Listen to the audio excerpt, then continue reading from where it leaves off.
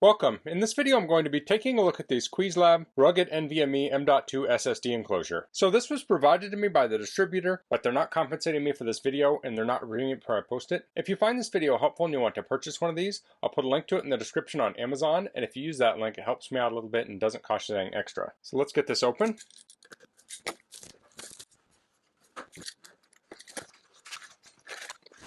Okay, so here's the enclosure here, and this is very hefty. It just feels super sturdy.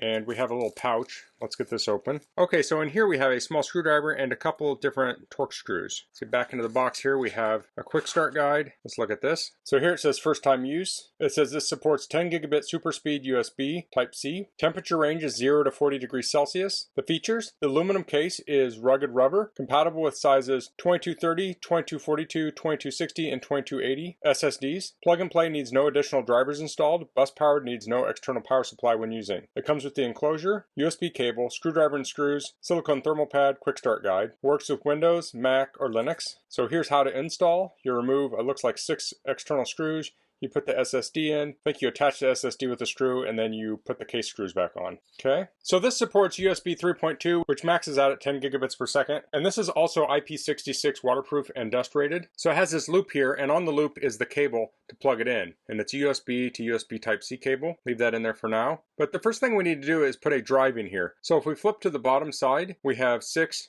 Torx screws. So I'll remove all of those.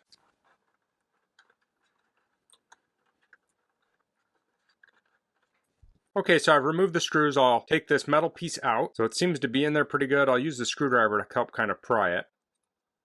Okay, there we go. So this is a very thick piece of metal. You can see the thickness here, and it's just very sturdy. I feel like I could probably stand on that. Here we have a silicone thermal pad. So it has plastic on both sides, so we can peel that off, and that will thermally couple the SSD with this case here, because this case has slots in it, or this case cover, and that will act as a heat sink. So here's the inside of this. You can see we have the circuitry here. We have a slot to install the NVMe SSD. This should also work with SATA SSDs, and it has a screw here. So this came with 4 extra screws, and those are just extra screws. So if you don't lose any screws, you don't necessarily need those. So I'm going to remove this screw here.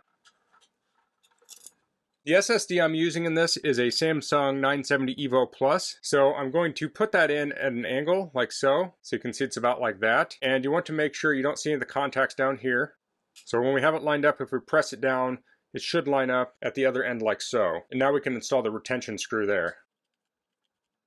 There we go. So now I'll remove the backing from the silicone and I will center that on the chips on the SSD. Okay, so I had to do that off camera because I really wanted to be overhead of this when I did it so I could line it up nice. So now we can put this plate back on, and that will make contact with the silicone pad and give us the thermal bridging we want. So finally I'll put all these screws in.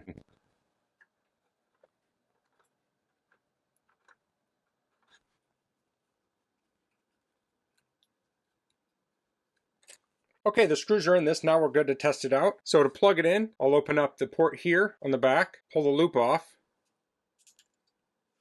I can plug the cable in there, and now I can connect it up to my computer. So I'm going to go plug this into my Mac Mini with the M.1 processor, and we'll run some benchmarks on it. Okay, so I'm at my Mac Mini. I've connected up the drive. So I'll open up Blackmagic Speed Test. I'll go to the settings, I'll choose the drive, and I'll start the test.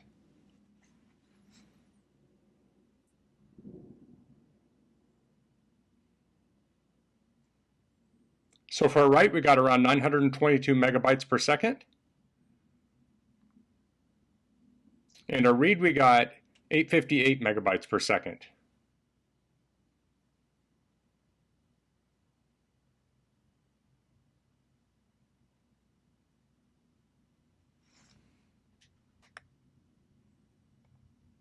So as you can see, a drive like this is going to give you much higher speeds than just regular USB 3.0, which might give you around 450 megabytes per second. So this is giving you around twice the read and write speeds, and that would be like the max read-write speeds with a really high-end fast drive. So if you have a lot of data to move, a drive like this is very ideal. So that's the Qwiizlab rugged NVMe M.2 SSD enclosure. So I forgot to mention that that was a 1 terabyte SSD I put in there. Smaller SSDs could potentially be slower. That used to be more of a thing. I'm guessing most name brand modern SSDs these, even the smaller ones, are going to reach the benchmarks that I achieved. So I really like the form factor of this thing. It has the rubber around the outsides and the metal on the inside. It just feels super sturdy. One thing to consider is that if you're hanging this from something or clipping it to something, you want to clip by the ring, not by the loop, because the loop will come off since it's the cable. But I do like that the cable is incorporated into this, so you're less likely to lose it. So this would be a great SSD enclosure for people that are on the go. You could use something like this to store your files, but you could also use it for backup. So if you're on a Mac, you could use it for your Time Machine backup. A drive like this is going to be more durable for people on the move. So say you're unloading your backpack and you're kind of tossing things out of it, this thing falls on the floor, it's not going to damage it. Or maybe you're like an adventure vlogger or something, and you're going kayaking or canoeing, and you get some water in your canoe, seeps to the bottom of your bag, you're going to be protected here. Now this is IP66 rated, so you can look up what IP66 means specifically. So you're not going to be able to dump this in the bottom of a lake and expect it to survive, although it might, but it's not rated for that. But it can certainly handle getting splashed or sprayed with water. So that's all I'm going to cover in this video. If you have any questions, please leave them in the comments. If you like this video, please click like. If you haven't subscribed to my channel, I'd appreciate if you could do that. And thanks for watching. Until next time, goodbye.